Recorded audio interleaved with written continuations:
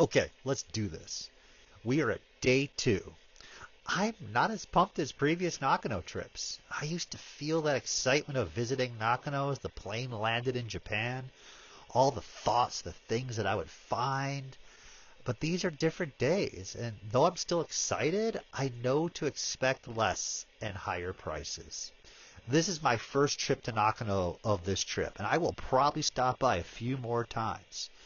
During those old glory days, I would visit Nakano every other day, or sometimes every day. I know this sounds a bit strange, but Mandarake would slowly put out new stock every day. So some days there'd just be nothing new. But then the next day you go, they may put out dead stock of original Transformers.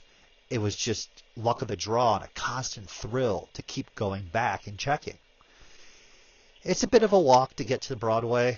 I call it walking the mile because it's always longer than it should be to get to Broadway. This location, if I'm correct, is the home of the first Mandarake. Now there are many Mandarakes, all being unique specialty stores like Transformers, American toys, larger robots, vintage, trading cards, as well as other stores that are just selling toys and cards from other companies. So I hustle up to the second floor and right into the Transformers store. Before you enter the store, the opposite wall to the left has a huge showcase.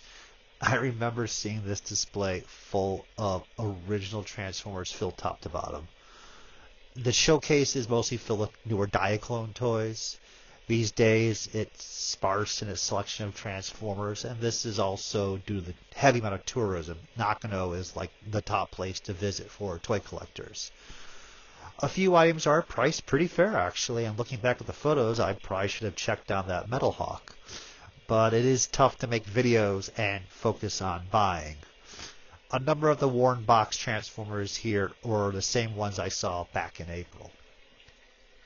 Inside the store did not result in much excitement. Same story with cases that were bustling full of loose figures and packaged now just contain batches of newer loose Transformers and newer box toys from Transformers in the last couple years. I looked over a few Brave figures and moved to the back to see if the Microman Diaclone section had anything glorious. These pieces, even in the past, were hard to keep in stock due to their popularity, but nothing was calling to me this round. Dino Riders used to be very cheap before they found out there was a market for them. The Torosaurus used to run around $75 package when you found them versus the current price of $500. Around the corner is the Western Toys Mandarake store. Here you will find toys imported from around the world as well as newer toys like Hot Toys, DC, and Marvel toys. This store is one of my favorite stores since they have a ton of toys from around the world. I usually find something here and have made killer purchases in the past. It's pretty nostalgic for me. The store itself is small but jammed with toys, 3 aisles and showcases in the back. The center aisle has a lot of 90s superhero toys and newer toys like Star Wars. The showcases in the hallway have hot toys and some more unique items as well. So one of the more unique things about this Mandarake is the absurd amount of toys that are just stacked up behind the counter. Now originally, most of the Mandarakes had this issue, and this one never was as bad as it is now. Like, this is atrocious. Like, it was much further back in the past. But it's something that you stop and stare at, and the employees are used to that. But what you're looking at really is the stock that's going to be put out later. And that's the thing that gets you, because you start seeing things that you wish to buy immediately, but they're not for sale. You can ask, but they won't show you. And that's just the rule. And in the past, years and years ago, I was able to just get down on my hands and knees and beg. And I succeeded in a couple pieces here and there. And I, of course, have failed miserably with one woman who used to run the store. I call her the Dragon Lady. She showed me amazing items, and over 3 weeks, she never put them out for sale just to spite me. But nothing here is for sale is my point. And this is what I was telling you about earlier, where they put out stock slowly every day. And this store gets stuff brought in from other areas, but this is also stuff that's behind they'll put out slowly for sale. So it's tough to see an original Takara R2-D2 wind-up display box, probably with R2-D2s inside, just sitting there. And it's never been put out for sale. It's been there every time I've gone there, and it's just how it is. You could also see these Lego sets here that'll be put out for sale most likely. So I usually hit the end cap first, and I found some amazing vintage Star Wars for great deals before, but not this round. That's fine. I go through the rest of the store looking at items. Some are just really cool. Some I already have for the collection. Looking at the photo, missed one of the items I would love to have, and I did go back for it later. I checked out some of the more expensive Hasbro 2-packs, just seeing if they were priced correctly, which they were. Some really beautiful Silent Hill nurses, statues that were hand-painted. Looked around, there's some more neat stuff. Check out the E.T. full-size statue. That's pretty sweet. And there's a Batmobile with a cocoon. That's a remote control car that's like almost 4 feet long. It was just amazing. Like, even if I didn't collect Batman, you could just pause and appreciate it and just go, damn. Some more toys to examine. I looked at like the larger hot toy like accessories. I think there might be a Hulkbuster Iron Man in there. And then there's like the 90s action figures, 2000s action figures, X-Men, Toy Biz, Spawn. There might be international pieces once in a while in there. But so as I walked around, I did find a Popey Spider-Man in the original box. And it's not a rare piece, but for the price they were asking, about $130, I thought that was a really good price. So I picked up this piece. Mandarake decided to expand the Western toy store to these showcases across the hallway. And there's a lot of wonderful vintage Star Wars pieces here. Over the years, they've been adjusting their prices and figuring out the market a lot better these days. So most of the prices are pretty dead on. In general, they still have a difficult issue with grading more damaged pieces with large bubble dents, bubble cracks off the card. So the boss here is $1,000 with a huge crush on the top of the bubble. Boba Fett himself has the whole bubble cracked across the top and then taped over. And Japan feels that it still has the package with it. These are just minor issues, and the price should be high. Versus in the West, like if you figure off the card with the bubble open, it's hugely devalued. But that's just, different cultures, different collecting attitudes. So if you notice, there was 2 R2-D2 windups there. One was roughly $350. The other was $80. So I asked the gentleman to open the showcase. I was like, is it broken? Is it not working? And I twisted its knob, and it just started working just fine. It's a little bit tinted, just a tidge, and I was like, yoink, I will take that. So I bought 2 items at the store, so that's pretty good. It was surprising to see a lot of G.I. Joes here, and I think G.I. Joe might be getting a little more popular because of how much product Hasbro is issuing, especially with the classified series, so that's really nice to see that. The Takara Joes, they're getting tougher to find. Market's moving up on those as well. Lots of other interesting toys I collect, some I don't collect. Jurassic Park, always excited to see Jurassic Park. And Lego, always appreciate seeing these beautiful Lego sets over the years. I just can't collect it. There's just no space. But I can still enjoy them without owning them. So just one stop down is a Mandarake store dedicated to trading cards. I wish I collected Pokemon years ago on all my travels to Japan. I just look at the prices now and you just go, damn. But that being said, I do like the early Pokemon cards. Not so much the TCG, but I like the early stickers and promotional items, the Top Sun cards, and I don't have much of it, but I like to get into that now. That market's still pretty low. So I like to visit the store, look over the cards, get to learn a little more on prices and the variety of cards that are out there. The TCG First Series stuff actually isn't that rare. It's just the high prices for the PSA 10s. It's wonderful to just also look at the Yu-Gi-Oh!, which I don't collect, but look at the tags, the cards, the prices. The Dragon Ball cards are going really strong on a number of these cards. It's just fun to look over at these other hobbies that I don't partake in, but there's just such a strong fan base for it. You're there to appreciate it. And Dragon Ball, but You don't collect the cards, but you can still sit there and go, I see why that one's expensive. I do collect Magic the Gathering. I don't really buy much of the new stuff at all. I just like, the vintage up to Ice Age. It's like to look at what cards they have. There's a couple dual lands here. It looks like they're Italian. I think one's unlimited for the Badlands. Prices are, accurate, and that's fine. Nothing too spectacular is stuck in Japan anymore. You're not going to find too many boxes at these stores anymore. Then there's other series, like we have Digimon, which is getting more popular, and there's Demon Slayer. That's picking up for its trading cards. But it's just fun to stop by and not really shop too much. But I know at some point I'm going to be taking some of this stuff home with me. There are many other stores that are not Mandarake that are selling collectible toys and cards at Nakano Broadway. Pop your head in. There's going to be a lot of lovely stuff out there. Most of it will be newer toys. I found out that there was a Gashapon series for Darius from the PS1. I absolutely love robotic fish like this, and that shooter game was just part of my childhood memories right there. You'll find anime statues. Prices will definitely be better than Akihabara, and sometimes they will be pretty cheap, and sometimes they'll be pretty high. There are, as I said, some vintage pieces, and it's great to just kind of look them over. And I did find one seller selling lots of Jax and Irwin's Dragon Ball figures, but nothing I needed for my personal collection.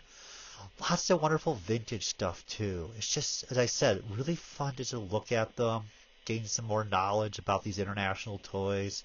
Store display for Sun Vulcan wind-ups. And in the end, there was a Diaclone Great Base. Now, it had issues, but it had a box, and that price was really, really fair. But for some reason, I was just like, we're still early in the trip. Don't spend all of your money. And I regret. I regret is all I can say.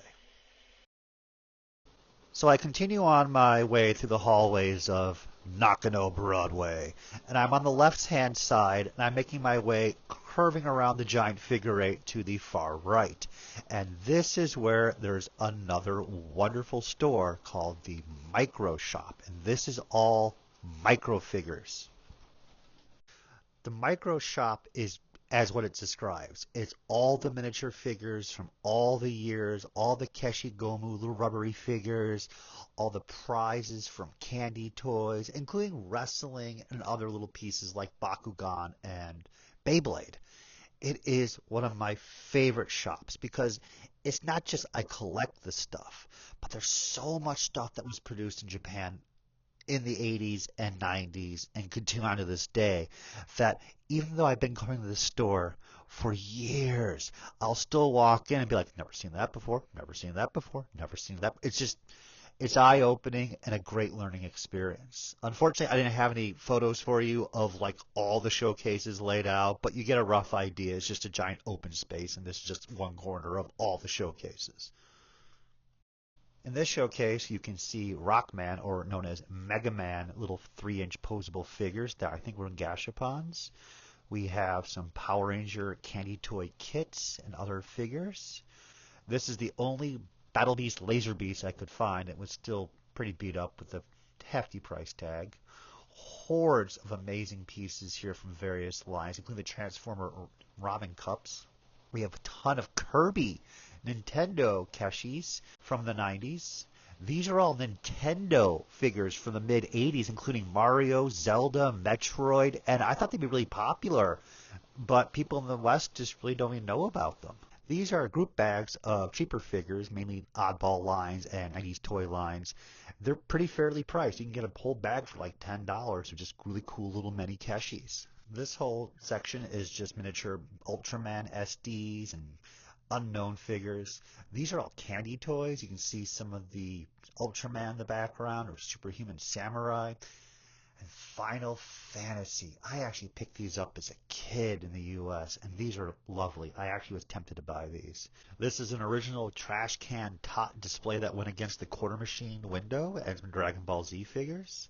This is a very rare original Nintendo mid-80s zombie Mario. They did a little Keshi line of just zombie-infected Luigi, Princess, everyone. They're very difficult to find.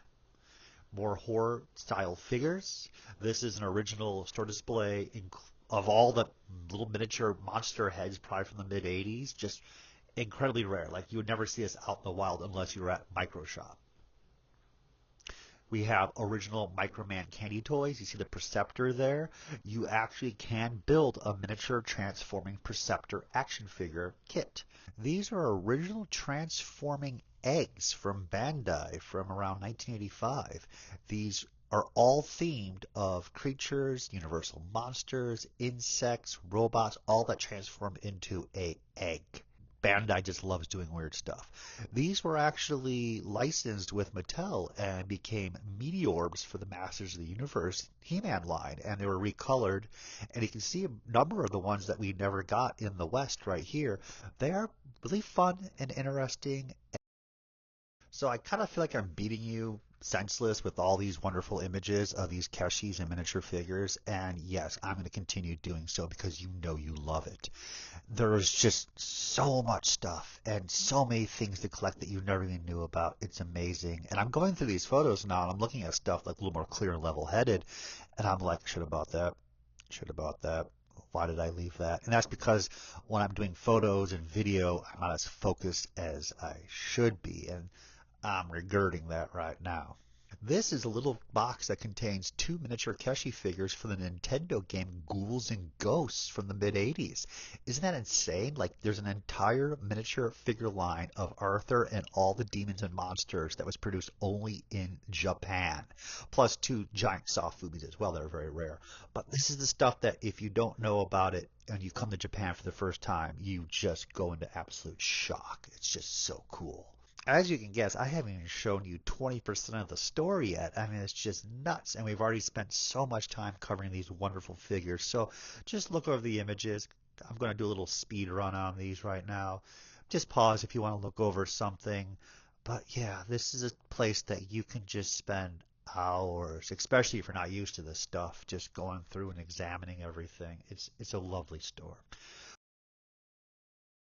There were some Pokemon miniature metal figures, and I've really not bumped into these before. I really like the early stuff, just the basic 151, a little bit smidge after. I was I was tempted to be like, yeah, I'll just buy all this. Just give me the whole thing. Some Street Fighter and some King of Fighters miniature figures from the 90s. We have some more Nintendo and more video game oriented figures. Shin-Chan, which is popular to a variety of countries. And we got the monsters again. A lot of vintage Takara monsters. And these are really cool pieces. I was buying a lot of this stuff many years ago for like $10 to $15 in this exact spot, and now the prices, of course, have jumped. I wish I had bought more. Some of these I've never even seen before after all my years coming here, and they're lovely. How much time, money, and space do you have to display everything? So we're getting close to the finale. This is Kinnikuman, which is known as Muscle in the West. These are an absolutely just a gigantic toy line to collect. There's so many different sizes and variations and different figures they've produced for the decades. It can take a giant 600-page book to complete everything that they've ever produced for this line. It's nuts. We have Betamon, we have Bakugan. I have to check into these to see rare lottery pieces, anything that's special. I don't do Beyblade that much, but I like to learn. Especially I do like the Digimon stuff, but again, the prices are just going through the roof on these.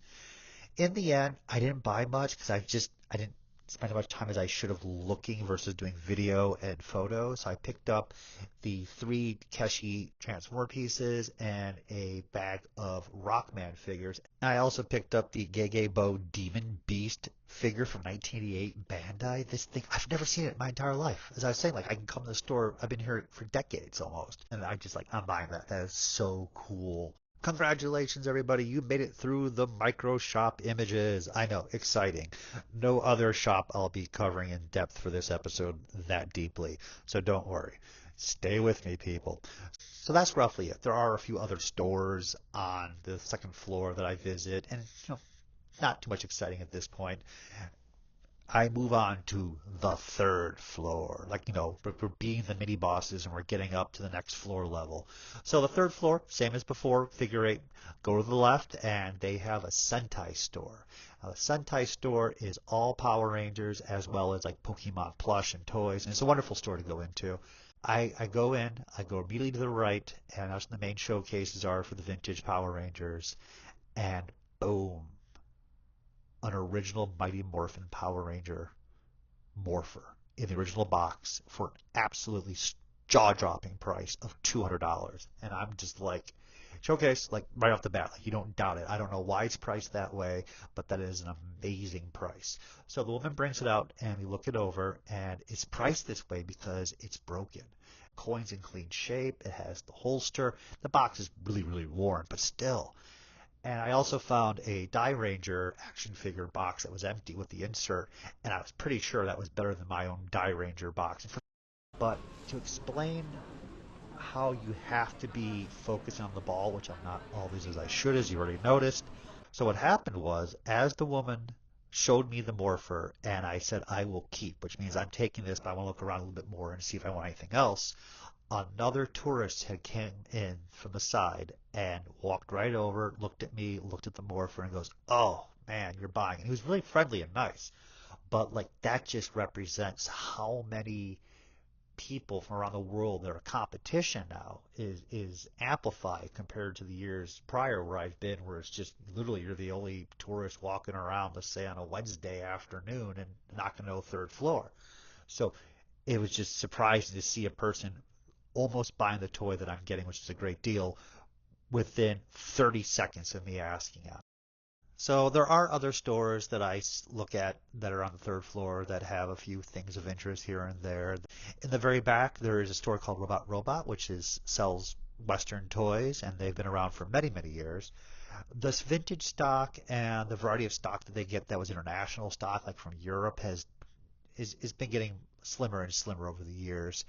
And though he's a wonderful guy as well, I just don't see too much I buy from him. I didn't take any photos inside the store. Sorry about that. The fourth floor has a few shops that are pretty intriguing. This store was closed on my last trip, and they're a store that finds, I would hazard, old dead store stock in warehouses. That's how it felt. And I haven't been there for years now. And I used to buy swaths of material that was just duplicates and duplicates of unused, let's say, Keshis and Gashapon toys and 80s and 90s stuff that was just amazingly cheap.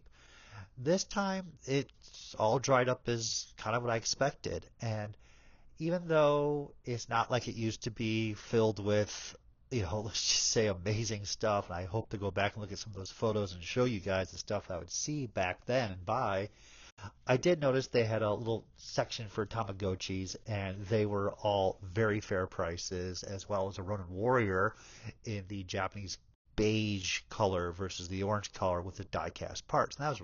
I also happened to notice that they put brand new batteries to test all the Tamagotchis, and of course just let them all die after they hatched. Part of me knew I needed to call the police for this because this is a multiple homicide of this new technological age that we're living in. Scholars will look back upon the millions of Tamagotchi deaths in the 90s as a terrible time for early computer life.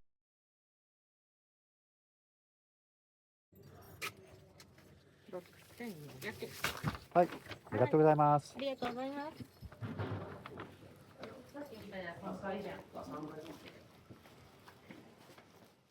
And with that, I make my way back towards the front of Nakano on the fourth floor. There's a gentleman who has one of probably the most amazing animation cell collections I've ever witnessed.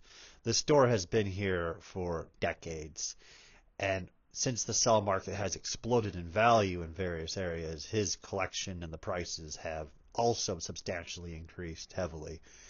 I have found a few pieces here over time, usually in the past, but even this trip I was able to pick up two pieces I thought was pretty fairly priced. Unfortunately, no photography in the store, and this is the best I can get for you. A little bit further down, next to the stairwell, is the famous fourth floor Mandarake vintage store. This is, oh man, I remember when they opened this up, and it was just surreal to have all the floor lit up like this. They have a submarine style atmosphere with an actual submarine acoustic sounds and water and a ping in the background as you look at all these vintage toys. Now originally it was all tin toys and older toys, but they've moved Shogoken and 1970s toys into here as well. There is a robot store that sells Macross and other toys for Mandarake as well on the corner, and I'm still in the search for an original ostrich fighter. That has always eluded me, but the store did have a alpha fighter in the original box. It's the green version, which is very difficult to get. I do have that one, but if the box was a little minter, I would have gone for the upgrade. It's one of those few toys I wish to have like absolutely flawless because it's so beautiful. There's also a large Mandarake bookstore. I used to visit it very often and buy lots of stuff and fill up the entire backpack just full of goodies, but the markets have changed and I'm looking for specific stuff now, but it's just gone. Like there used to be rows of TV magazines, like rows and rows and rows of them. Now there's like 15. Like it's just how the market is. I keep telling over and over.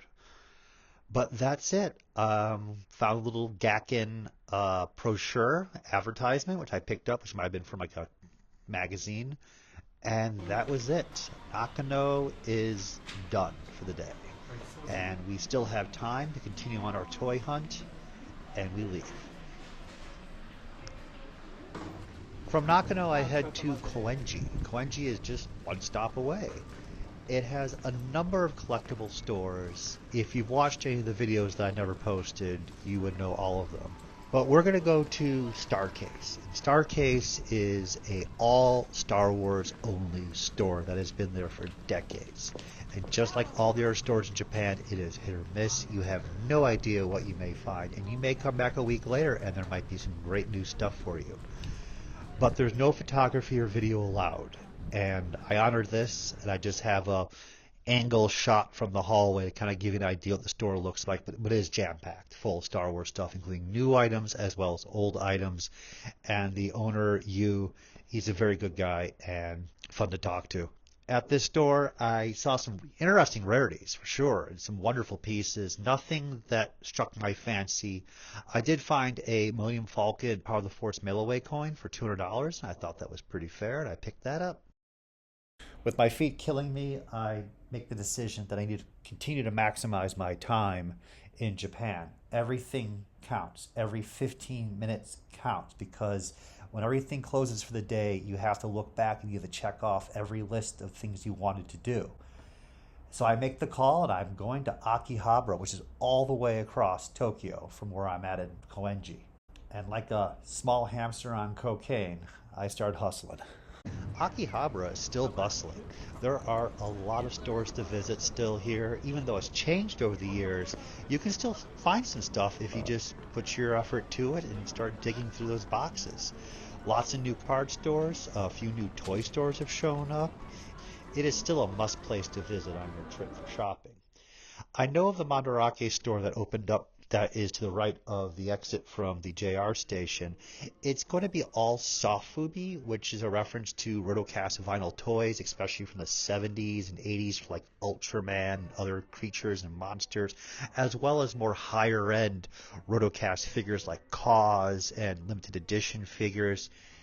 I've never been there, and I need to get that like under my belt, see what's cooking in this store and experience it to see if I need to come back or not. It's not my cup of tea, but it's still something nice to go through and just check it out. So after leaving, I took the back alleys to get to Golden Age, and I noticed this facility, which I thought was really interesting. It's a training studio to train people in the art of Sentai, which I thought was absolutely fascinating. I don't know what kind of Sentai it might be, but nonetheless, it is serious work. A lot of effort is put into these videos, and it was just nice to see this advertisement there, and I was like, cool. I get to Golden Age after a few minutes, and it's just luck of the draw. Today they're closed, or at least they closed early. So I can see the shop owner, and he waves at me, I wave at him, but that's it. Like, you can't get in. Like, it is what it is. So on that note, I continued across, and I'm going to head my way to Mandarake, Akihabara. This is known as the Mandarake complex. They own the entire building. It is 8 floors of collectibles. The 8th floor is the first stop we're going to make, which is Transformers and Machine Robo and Popey and American Toys and Digimon, etc. I have had great luck here at times, and sometimes I find nothing. But last trip I found an amazing vintage Diaclone toy. So I am really excited to see what I can find this time. So I was really fortunate that I did video this trip with my phone for this adventure, and this is the first aisle that has Transformers. All the Transformers in the showcases that we're starting off with are newer pieces. And I'm sorry for the camera being a little bit jogging around, moving a little too much left and right. It's because some of these Mandarakes, though the rule has changed now where you're allowed to do video as well as photos, I find some of those Mandarakes, they actually don't want you to do this. And it's very strange. So I actually did get talked to by one staff member at Nakano, so I'm being a little bit more janky with the video than I'd like to be because I just don't want to get caught and yelled at because I just really want to do a video. But the prices on the Transformers in general are really fair. I don't collect too much of the new stuff. I don't collect third party, but overall looking at these, I'm just like, yeah, these are prices are acceptable. I love to take some of this stuff home to play with, but it's just not my passion. A lot of Microman, Mutabind, Machine Robo, some newer Diaclone, which that mark is getting stronger on. I was surprised on that. Lots of just interesting, excellent robotic stuff. I'm not a passionate collector for Microman, just the Transformer aspect, but it's still nice to see all this vintage stuff and just appreciate it. Somehow they threw some of the girl figures in there. Moving on. And we get to G1. Look at another Metro Titan. Road Caesar, really fair price. I don't even have a box set. Some of the pieces, though, are a little pricier, and I don't know why they decided to do that. There's Landmine, which was a mail-away only in Japan in the box. There's the Magnum from Microman, pretty fair price for that. A Diaclone Slag, Power Suit from Machine Robo, Open Turbo, Hydra and Buster 2-pack, and then both of these big powered sets, those are fair prices. I mean, it's missing stuff, but I mean, it's good. It's good. Look at that price. I think it's like $700. The Starscream looks to be, I'm not an expert on the lottery draws of the 2000s. It's all clear, which I believe to be a midnight special, which refers to that the factories were making their own lottery colored pieces versus being an actual licensed piece. Some stuff, as I said, was really fair. The Diaclone was a bit of a definite push price. But who am I to judge when I come back after a couple months and the stuff sold, right? So as long as Mandarake is happy, that's what matters. But yeah, this is good stuff. This is what gets me excited. I'm going to showcase a couple of photos and speed run them for you. There's a Machine Robo Best of 5 Crane Brain, but it's missing the crane. Really fair price too. It's like $30, but it did have some good playware. And here is on the other aisle. This is more Transformers, mostly newer stuff too. And then you'll have your Takara Brave and your Macross. I'm not sure why they choose the aisles this way. But hey, more stuff the better, right? Again, prices are still pretty fair in general. If you're into newer stuff, there's a rare Cybertron 2-pack for Micron there. A couple exclusive recolors for Beast Machines and Microns that were exclusive giveaways from various places, including this white Micromaster, which I regret not buying because I think those are pretty cool. They hark back to the white lottery pieces of the 80s where it was meant for the kids to actually paint them if they won. Beast Wars still popular. There's Taco Tank from Beast Wars, the Octopus. Some more fascinating toy lines I don't personally collect, but I follow. And the Takara Brave is getting more popular. The prices are going up on these. And I never got into them, and I think that's kind of a boat that sailed for me. I just can't put the money into all this. Battle Beast is my passion, and there's the Firebase with the worn box. But good, decent amount, roughly almost 2 aisles of Transformers. So I didn't purchase anything on the 8th floor. I'm kind of just looking for that killer deal, to be honest with you, or something I've personally been looking for years. I was surprised to find that there was no American toy section in the back. No vintage Star Wars, no aliens. So I moved down to the 7th floor of Sentai. The 7th floor is just jam-packed with showcases full of toys and very, very thin aisles. It's hard to walk through with other people in the store. Saint Seiya, new versions of the figures, they're still very popular. 2 showcases full. There are a number of toy lines, even after all these years. I have no idea what they are. To the left is Gay Gay Gay no Kitaro, a famous 1960s, 70s manga and anime. I just, you can't know everything. I know that, but there's times I look at this stuff, I'm like, I should know. Oh, really? I have left this guy through again, trying to be careful not to get caught. But as I said, the aisles are really small. Beautiful Dragon Ball statues. I love Dragon Ball and Dragon Ball Z series, and there's just so much unique, beautiful stuff they're making. The early Bulma. This is early Master Roshi like chomper sticks from the mid '80s. That stuff is incredibly hard to find. The original issued Bandai stuff.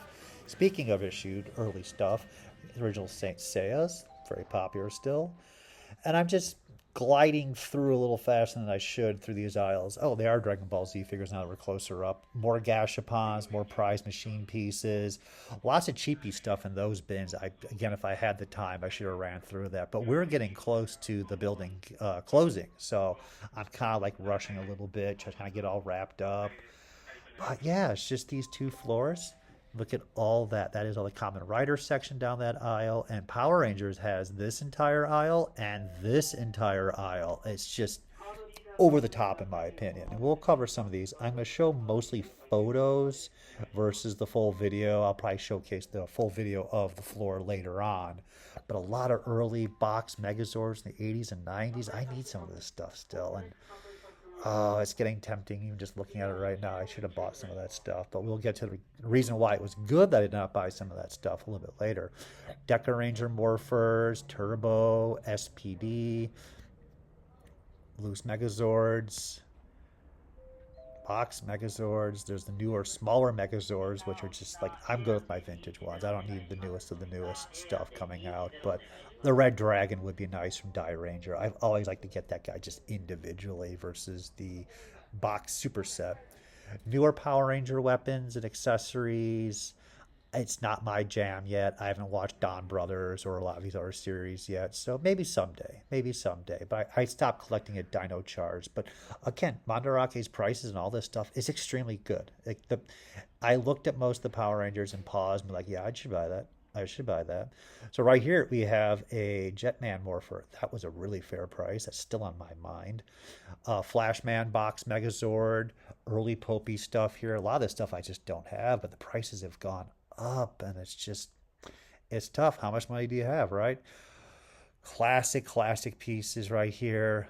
Again, Mandarake's prices were very fair. Just it was, if I had more space, I would be devouring a lot of this. A Dan Cougar box was really good price.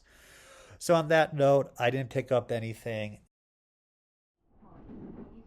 And so then I got in the elevator and I just, that's it. But then I noticed on the advertisement of the building that they had changed the layout. Yes, I was a little shocked about this. So, what happened about 3 weeks prior was that Mandarake had purchased a building nearby and calling it Complex 2. Then they transferred the stock from the usual floors that I'm used to that building. And then looking at the advertisement of the floors now for the building that I'm in, the sixth floor is now all Western toys. Wow. As well as, wow, I mean, they're closing soon, so I better start hustling.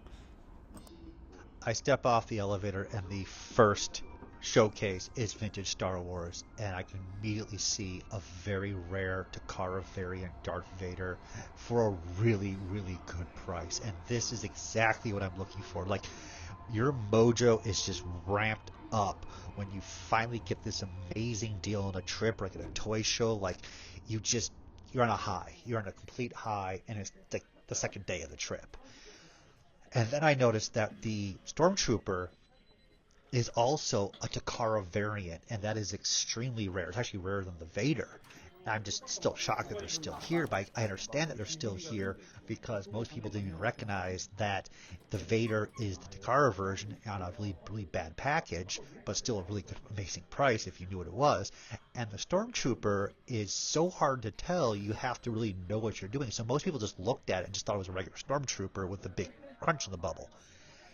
and just wow, the prices are amazing. They're just that good of a deal. They're a steal of a deal. And most likely these figures plus other figures that are now sold were presented in the showcase for the grand reopening of Complex and the Complex 2 like 3 weeks ago. But, as I said, like if you have the right knowledge, the right place, and the right time, you can succeed with all three of those working at the same time. So I'm I'm now conflicted because Mandarake offers tax free.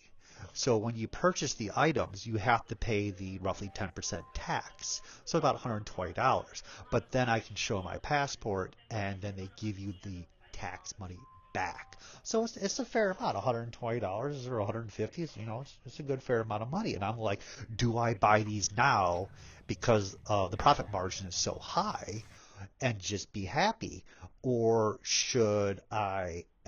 maybe I should buy one, and then the staff member walks up to me before I can make any decision.